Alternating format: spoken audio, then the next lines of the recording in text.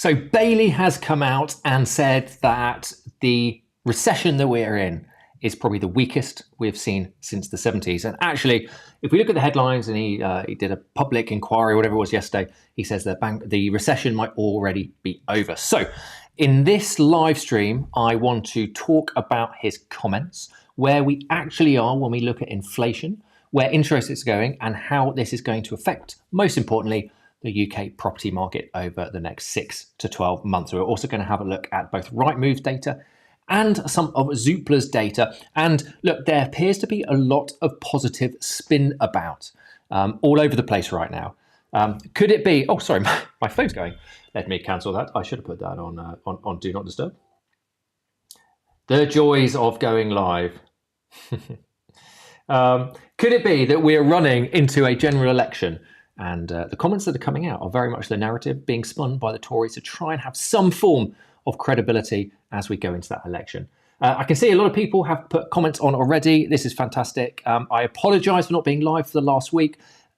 If you can hear and see me as we are live, please give me a thumbs up and please put comments in as we go through. As we go through the data, as always, put your questions in. I'll come back afterwards and we'll talk about them. And if you're watching on the replay, again, please follow through as if it's live and put your questions in. I'll get back and I'll answer them afterwards. And as I said, apologies for not being live for a while. Just to explain, I'm not a YouTuber. I'm a multiple business owner and property investor. And the last couple of weeks have been manic. I can tell you that, both in scaffold world, both in property world.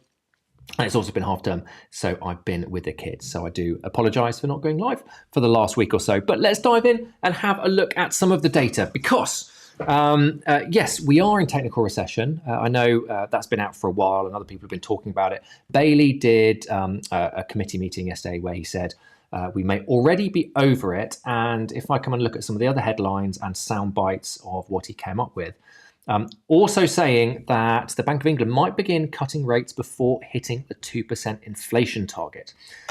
Right, so why would we now be cutting rates earlier than expected before we get anywhere near the 2% inflation target? Could this be that, in fact, they've got some red flags going off in the economy? And I think we've got this narrative at the moment, which over the next couple of weeks, I think it's worth diving into and doing a bit more deep dive research about it. Between the narratives that are coming out from policymakers' mouths, so obviously the government and the bank, and what's actually going on the ground. Because the narrative very much is, look, we're very technical, mild recession. We may be out of it already. Looking at the data, we're seeing some potential bounce back in January in terms of data. And I'll look at some of this data in a bit, by the way. So I'm not just disputing it or throwing it away straight away. But then on the flip side, okay, we are now in a recession, and whether it's mild, whether it's technical or not, a recession is a recession is a recession, right? So we are in recession. We can't really make any sort of, I would say, predictions on what's going to happen in the next quarter. But if we look at the actual, if I get the GDP up and look at this image, this is 2023. So the quarters of 2023, just look at if I get rid of that one for the moment, we can see 0.2 negative, minus 0.1, minus 0.3. There is a clear trend, probably that way, downwards. So we're going to need to see what goes on in Q1 this year and then Q2 to see whether we are out of recession. But at the moment, we've got lots of red flags warning. We've got people creaking. We've got personal finances creaking. We've got arrears in mortgages going up. We've got, more companies going into insolvency. All the trend lines are all going up on all these things. So where actually are we? It's difficult to state. It's difficult to say, I would say, because we've got two very conflicting viewpoints at the moment. So if we look through the lines or read between the lines of the narrative that interest rates could come down, before we hit that 2% inflation target, is because really we want to start getting those interest rates down to not destroy the economy. I've seen a lot more commentary from analysts, from previous, Bank of England Monetary Policy Committee members saying we need to start cutting it soon because things are creaking. Yeah, and even though inflation is coming down, it's still high, right? It's still way above target. And this is an important part of the mix. So if we have a look, and I did miss this when it came out because I haven't been live for a while, but if we look at the actual last inflation release, okay, we have stuck, which is what we've been talking about for about 6 months now. If you go back and look through all my videos, we talk about Q1 this year, we imagine, or the forecast was going to get sticky or maybe a little bounce up. But the one I want to talk about, okay, is the owner-occupier housing. So as always, just to recap my thoughts on CPI, is largely irrelevant as its own figure, okay? It's a it's a basket of goods, which has multiple weightings, skewings, multiple different things in it.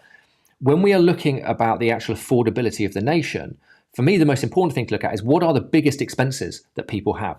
And the two big expenses are generally food and shelter.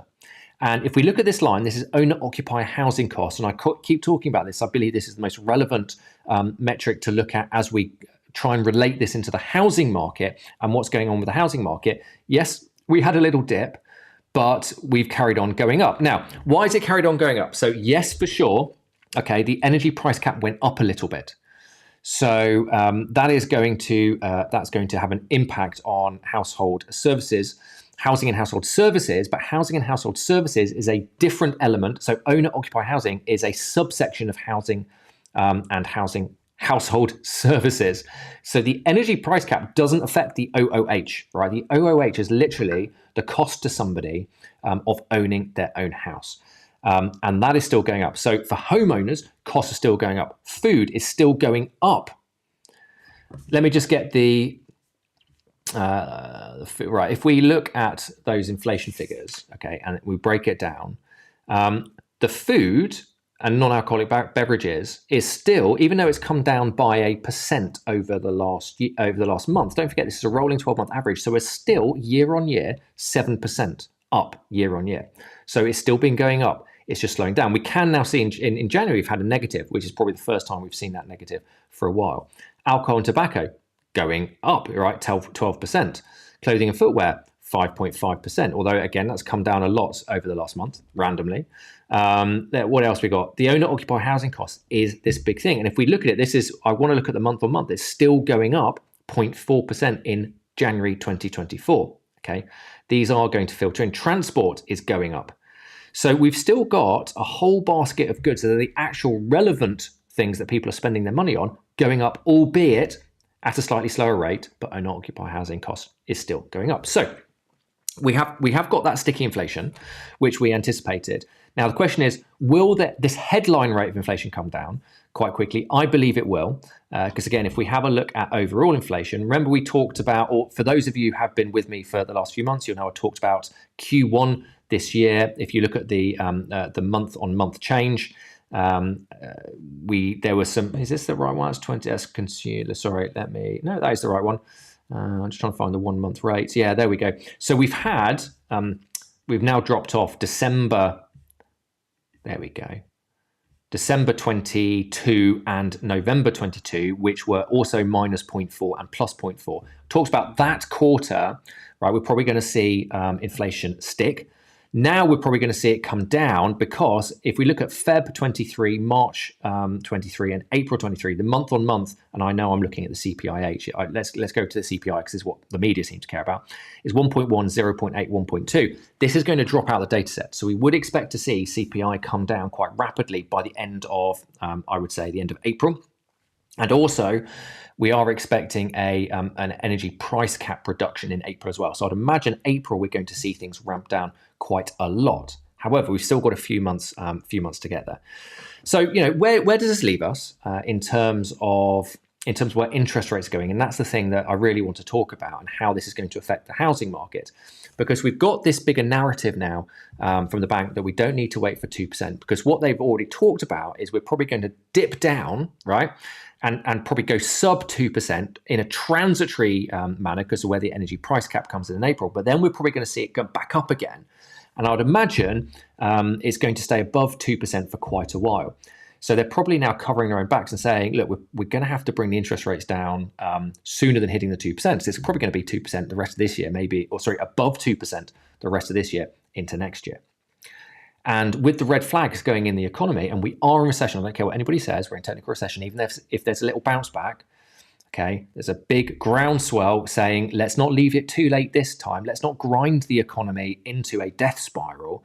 At some point, we're going to have to start bringing interest rates down. So I suspect, that's why we've got the narrative out as it is, and also the narrative pre-election of, hey, look, we're in a little recession, but it's fine. We've got through it already. We've bounced back, and we're probably going to bring interest rates down before inflation comes all the way down, right? So that's going to help everybody out. That seems to me like a narrative that is a mouthpiece of the government, if I'm totally honest.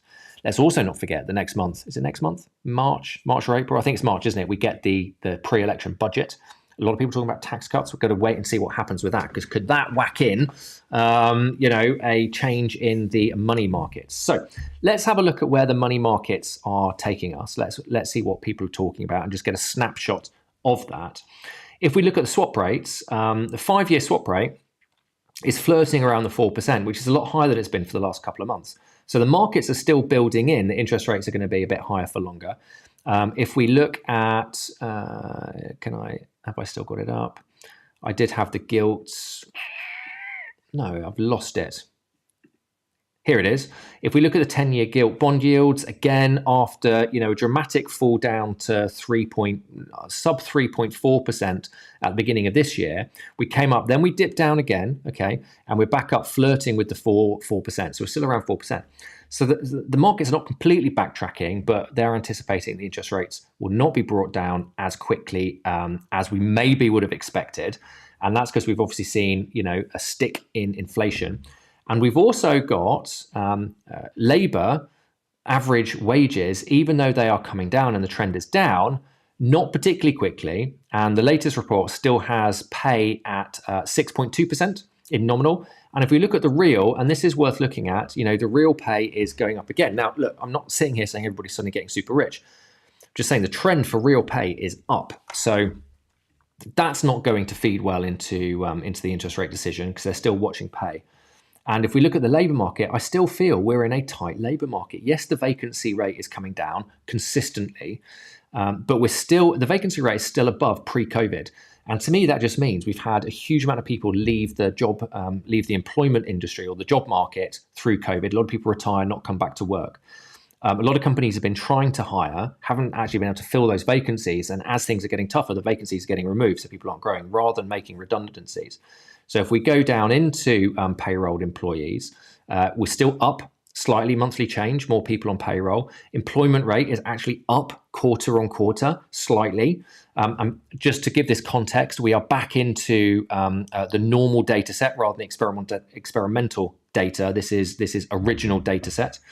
Unemployment rate is down slightly quarterly. So this is all showing we've got tight labour market still, which is no surprise because just the workforce isn't there. So, we still see inflation sitting high. We still see owner-occupier housing costs, increasing slightly. We are still seeing a tight labour market, and all of those things would imply the bank's going to want to keep interest rates up higher for longer.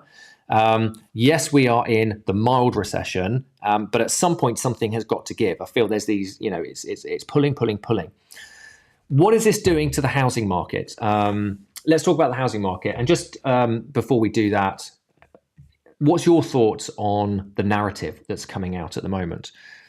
Is the narrative a mouthpiece of the government? Is it Bailey softening where we are in terms of the economy? He's very obviously saying it's very mild recession. We're probably out of it already. And we're going to be bringing interest rates down before inflation comes down. Or do you think the real picture is, warning signs, red flags for the economy? The real reason he's talking about bringing interest rates down before inflation hits 2% is if we don't, we're going to break the economy and go into a deeper recession. What's your thoughts? I'd love to know. Get it in the comments right now. While you're getting that in the comments, give me 30 seconds to explain how you can help me support this channel. I know I've been offline for a lot of the last 2-3 weeks. So let's get the momentum back. All right, I want to re-establish that momentum. This is how you can help me do it and support the channel. Regulars, you'll know that I'm fascinated by data. And when I look at the channel stats, I can see that just under 65% of people who watch my videos aren't actually subscribed to the channel. Now, I do know this stat is actually way above the average for YouTube and shows the power of the community that we're building here. But I want to do better, and I'd like to make a deal with you. I've got a vision to empower as many people as possible on this planet to take ownership of their futures using income-producing assets to reclaim your time, freedom, and choice. And if you can just hit that subscribe button, I'll work tirelessly to grow this channel, make it better and better for you so we can fulfill that vision together. I cannot tell you how much it helps. As the channel gets bigger, I can put more resources behind it, improve the production, the content, and ultimately the value that I give to you. So if you could do me that small favor and hit that subscribe button now, as well as the like button on this video, it would mean so much to me as we continue to grow this community together. It's the only favor I'll ever ask you. Thank you, and let's get back to the episode. There we go. Please do hit that subscribe right now, especially if you watch multiple episodes. It really helped me, and I'm trying to get to 4,000 people before we hit a year after starting the channel up again. So that's the economy, right? That's the narrative. I can see some questions about mortgages, all that sort of stuff. Rick, I'll get back to you on that question in a little bit. I want to transition now into looking at how this is going to affect the housing market. And we are seeing some changes in the housing market. If we come over to the Rightmove February HPI, HPI, it is an HPI, isn't it? Rightmove House Price Index. The narrative is very clear that we're starting to see more activity in the housing market. Okay, there are more buyers, there are more sellers, there are more sales happening. But something that I want to strongly caveat on this is that these figures, this increase is relating to this time last year. Now, if you remember this time last year, right, we're coming out of mini budget. Everything was super low. So the fact we're seeing more liquidity is a relative thing rather than an absolute thing, i.e. it's hardly like we are going back to a really fluid market. So I said a month ago that I feel the market is starting to thaw a little bit, and I do believe we are seeing it thaw. I do believe we are seeing more activity, and I do believe that there is an expectation by some that interest rates will start coming down in the next 6 months, and therefore they're starting to look again, or they're starting to sell. However, what the Rightmove HPI is clearly saying, and I don't want to read any of this out to you, but I'll let you read it yourself. If you go through the figures, it's clearly saying that the things that are selling are priced correctly, i.e. priced to sell. And it's almost two markets. We've got things that are priced to sell, and we've got things that are overpriced. And the overpriced stuff is not moving. Okay. So anecdotally, and what my gut tells me is that we will see more. Sorry, let me just come off this a second. I'll go through the graphs in a sec. I feel we are seeing more people looking to sell, because if we look at the gap that I've been talking about, which is a number of people come off fixed price mortgages, we are still seeing, I think this year, 1.6 million people come off their fixed rate mortgage. And yes, interest rates have been coming down, but they've stalled, right? If we have a look at where we are for interest rates, right, and we look at NerdWallet, we can see that we've been coming down, but we've definitely now stalled and starting to rise up a little bit. And that's because that initial market expectation that was pricing in a more rapid price drop, I think it's looking that it's going to be later. It's going to be later than the market was thinking, end of sort of Q4 last year. So you can't keep the swap rates and the mortgage rates coming down if the central rate is just going to stay at 5.25. At some point, an equilibrium has to be raised, and at some point, they're going to have to start going back up again, right? Because banks have probably overshot it a little bit, and they need to start adding more onto their products. Incidentally, I don't know if you've seen in the news, all the banks coming out with their annual profit reports right now. Funny old thing, they're all making bumper profits, right? Record profits. So I'll just leave that with you, and I'll let you think about the whole situation and how, probably most people are being taken the piss off with the rates that are being charged out there by the banks. It's just like the energy companies, right? When we saw the energy spike with the energy crisis, another very good example of energy companies profiteering, because the reality is, the spike was quite short-lived, and yes, energy companies forward buy, they hedge. They're not all buying at the top spike rate, right? So with the energy prices sitting as high as they have been, and it'll be the same with the banks with the mortgage rates, right? The margins they'll be making are extreme because they're not borrowing at 5.25%, right? They borrow at the swap rate. Anyway, I digress slightly. The reason I was saying, I was talking about the gap, wasn't I? The gap of people coming off the cheap fixed rate. 1.6 million people this year coming off. Cost of living has still been going up, right? So yes, the wages are showing is going up, but that'll be skewed. There'll be bonuses in there. We've probably got big skews in the financial services sector, for example, with a big proportion of people in other sectors, construction, manufacturing, not having these huge pay rises. Public sector, a lot of areas of public sector not getting these huge pay rises, other than the sort of one-off, ones they got last year. So costs are going up. utilities are still high, even though they're a lot lower, and they're still going to be coming off their cheap mortgages onto more expensive mortgages, even though it's less expensive than maybe it was 6 to 9 months ago. So this is still going to cause a lot of people to go, I can't afford this mortgage anymore. Okay, it's probably time to start selling. And anecdotally, I spoke to a new estate agent, not a new estate agent, one that I've not spoken to before, but I was expanding my reach and speaking to an estate agency in the South. And I asked them, what's going on? How are they seeing the market right now? And the response was very clear. They said they've seen so much more activity since Christmas or since January. So January and so far in February, they've seen so much more activity. They've seen a lot more buyers come in, but buyers are buying at good prices. So buyers are getting deals now. Because there are more people coming to sell their properties because they are looking to place their properties on the market. And this was a southern-based, so a southeast-based estate agency. And I think that's telling. So, southeast, we are seeing real-time house price drops. And I can't help but think a lot of people have over-leveraged on well overpriced properties over the COVID boom. And as they continue to come off their mortgages, it's going to be too expensive and they're going to have to place them on the market. So my suspicion, okay, even if interest rates start to come down this year, is we're going to see more sellers having to come, place their properties onto the market. We've got buyers out there who have the confidence now, knowing or thinking that interest rates have topped and will probably come down, so their affordability is up. And I suspect we will continue to see overpriced stuff sticking and not selling, well-priced stuff selling. And as well-priced stuff sells, if it just keeps chipping away, it's going to reduce, that sale price. So I suspect we will see a, continuation in a slight reduction in property prices this year.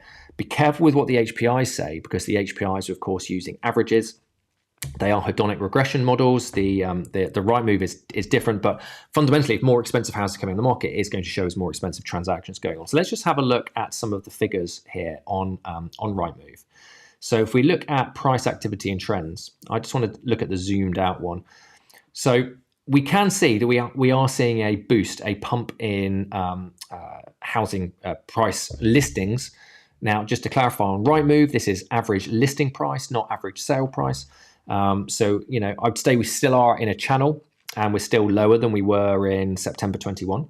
Okay. But, maybe people have a bit of increased confidence of putting things on maybe a little bit higher, or it's more expensive properties, again, coming to market. But the thing that really stood out to me on this, right, is this graph here. This is the average time to secure a buyer. And this has now been on a consistent up ramp since, summer last year.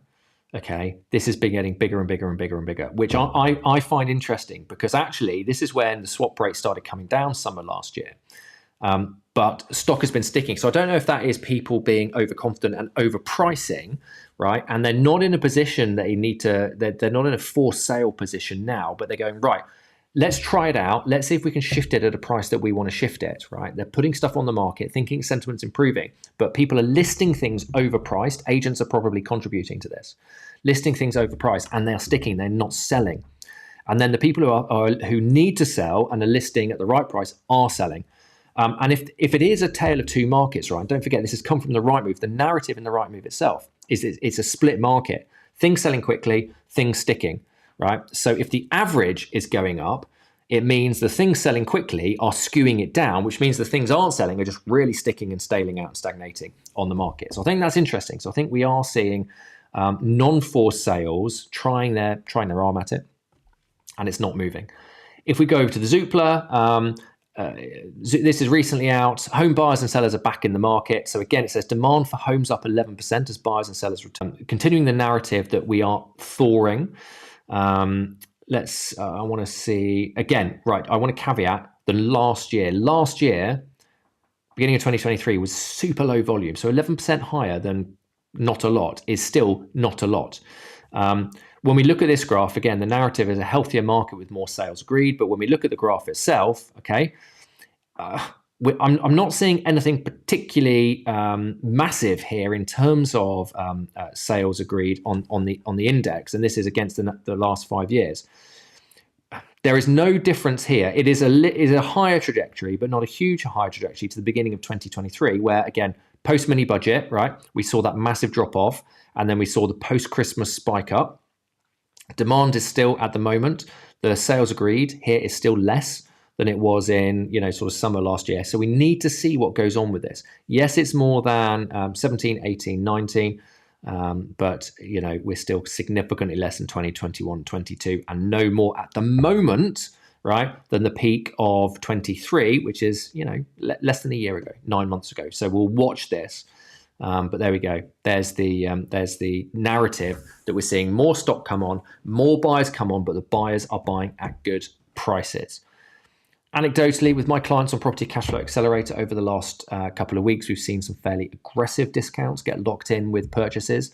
So one client buying a short lease that was on the market for 400, agreed at 300. Seen single lets with 15% discount agreed this week.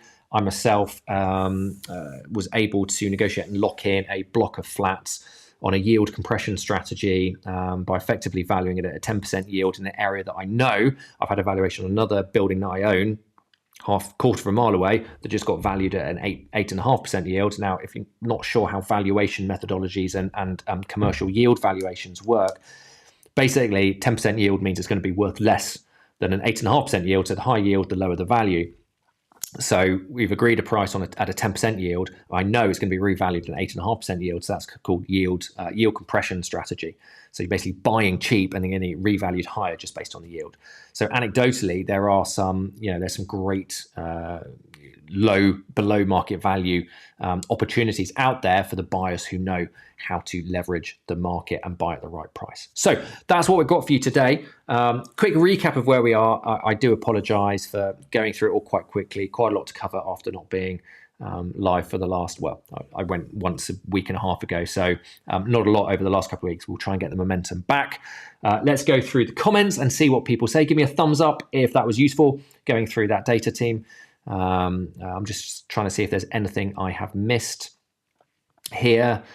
Sorry to go slight conspiracy theory, but there feels a disconnect with what Bailey is now saying compared to what he was saying. So if you don't remember, it wasn't long ago that he was saying interest rates, table mountain higher for longer, and now he's saying we can bring them down well before we get to 2% inflation. I think the market themselves, Goldman Sachs put out that they've revised their dates for interest rates coming down for the first time. They pushed them back another month.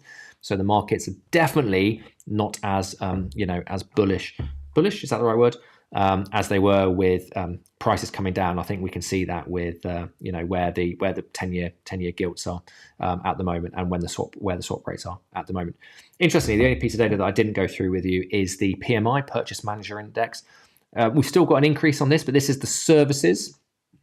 Okay, services. And personally, I think this builds into the case for services inflation running rampant still, because if that's how our economy works, which might, stick that interest rate decision or push it back even further. Right, let's go through the comments, team. Please make sure if you've got any, you put them in. So Rig J, let me put this on. What's your advice to people whose mortgage is coming up in April? Don't see banks or Bank of England reducing any further till maybe May. If it was to remortgage, I could have switched to a tracker variable. So I personally, I can't see them coming down in May. The markets are pricing in, I believe, July right now. I don't feel we're going to see any further, reduction anytime soon in swap rates. I might be wrong. Ultimately, if this is I assume, Rig, this is a personal property you're looking to refinance. If it's a personal property, I've not looked at what rates are for personal properties and what you can get. It's going to be very dependent on what you can get. I would advise, if you can play the lottery, you can stick it on a variable and it may go down quicker than we think. I would see what the fixed are, and if you can get into a good fix for a couple of years, I might be tempted just to lock that certainty in, and what you're paying every single month. It all depends. There's so many factors. It depends on the fees. It depends on the length of time. So I fixed one of my commercial products last year for a 2-year fix. I fixed it in August, and I ran quite a detailed piece of analysis on it to work out that it was fixed at a decently low rate. I think it was about.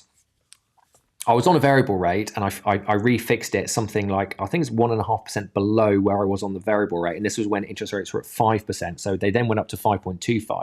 So let's say I fixed it at 1.75 below where it would be now if I hadn't fixed it.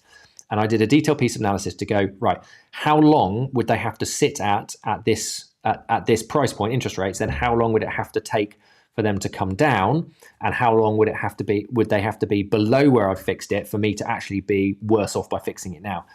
And I think I worked out it was something like the interest rates would have to start coming down within 6 months of me fixing, and come down to about base rate below 3% by the end of the period or something for me to be worse off. So it made much more sense for me to fix at that lower fixed rate for 2 years. Then I know I've got certainty. So if it does go up again, or if it stays high for longer, which was the narrative, and it has been high for longer, I'll do better. So if they start coming down in August, I'll have had a whole year on that fix already. And then when they come down, they're not suddenly going to shoot down, or I'd be surprised they suddenly shoot down. They'll probably ratchet down maybe 0.5% in 6 to 9 months. I don't think we're going to see 1% down by the end of this year. So you're still going to be probably paying more than if I hadn't fixed, paying more if I hadn't fixed, if that makes sense, for quite a long time. So you're going to have to crunch the numbers and see what's out there at the time. But I can't see the fix going much lower than they are now for a while. That's my thoughts. Hope that helps. Gordon, here we go. Let's put this on. I know it's not fashionable to like Bailey, but I think he's got a good grasp on the economy. Signals of rate cuts are him taking the brakes off slightly, balancing to try and encourage growth.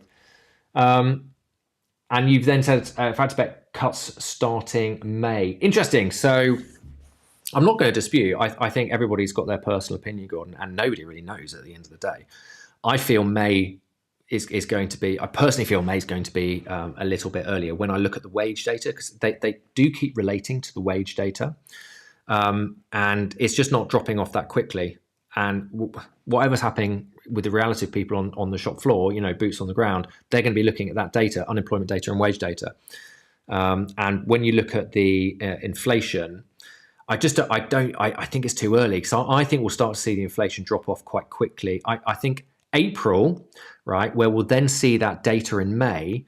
So May will probably be the first CPI print, I suspect, and we can look at this in the future. Let's look at this video in May. Let's look back at it and see if May was a really big drop in the inflation rate, which will probably be mostly caused by the reduction in the energy price cap. But don't forget, they've said quite a lot. They expect the energy price cap to go up again at the end of the year. So the big drop in inflation we are almost certainly going to see. The question is it a transitory big drop, or is it a persistent big drop? And I think they'll want to give it a little bit of time.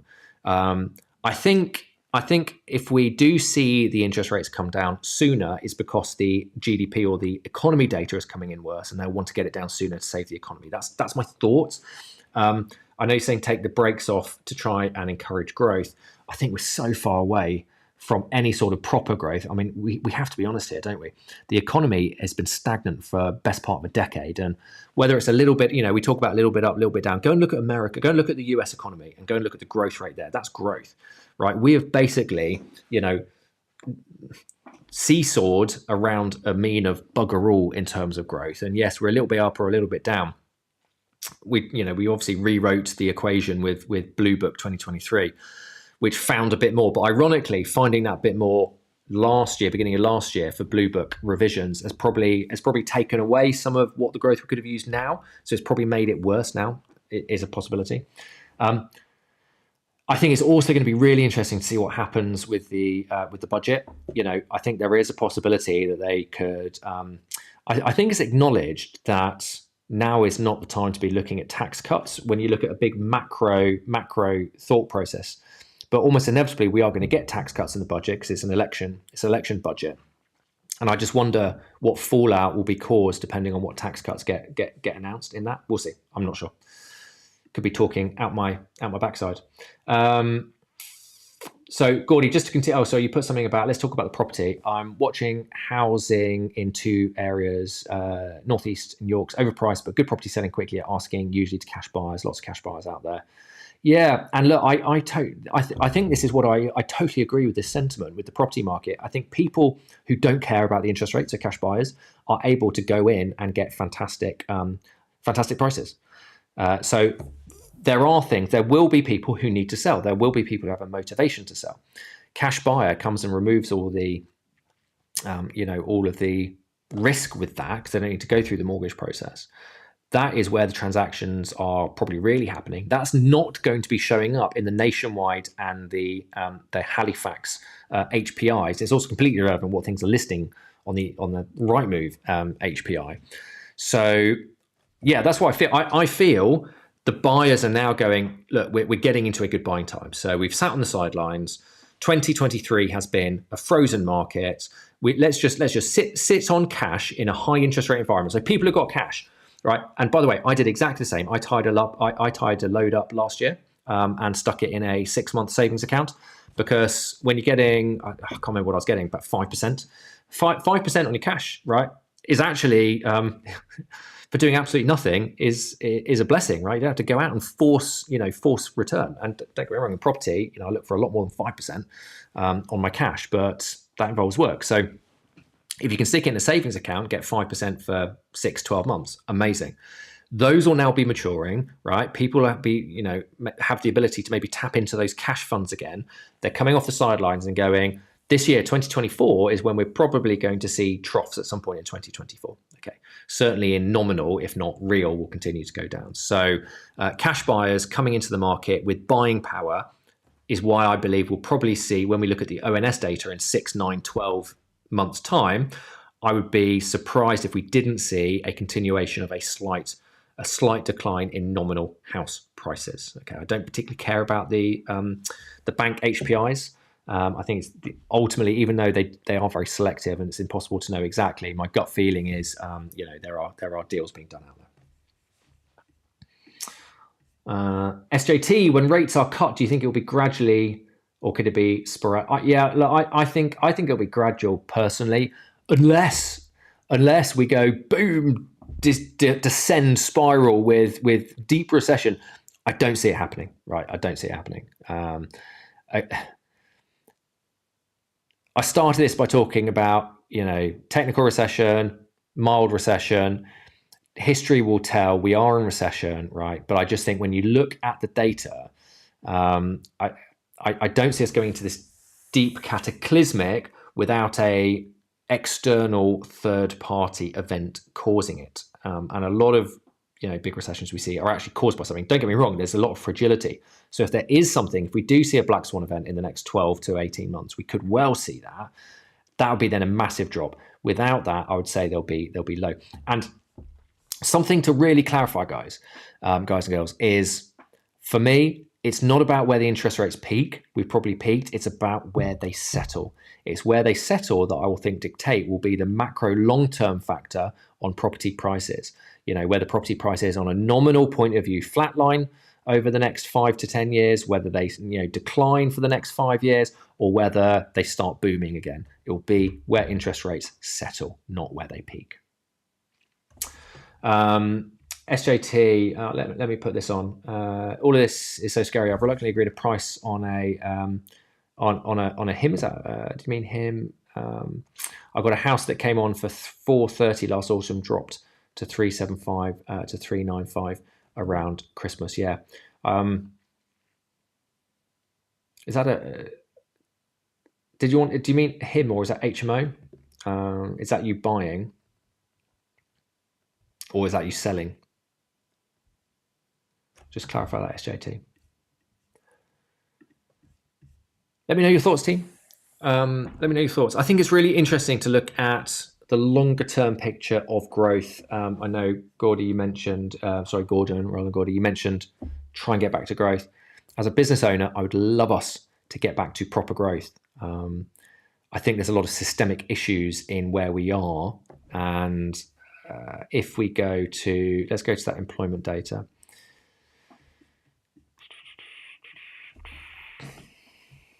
one of the things that's, not growing particularly quickly, but if there is a trend, is the economic inactivity rate of people. And I just feel it's so difficult to try and get this with Brexit and all these factors post-COVID, amount of people leaving the market. There's a lot of people, okay, who are sitting in this economic inactivity rate.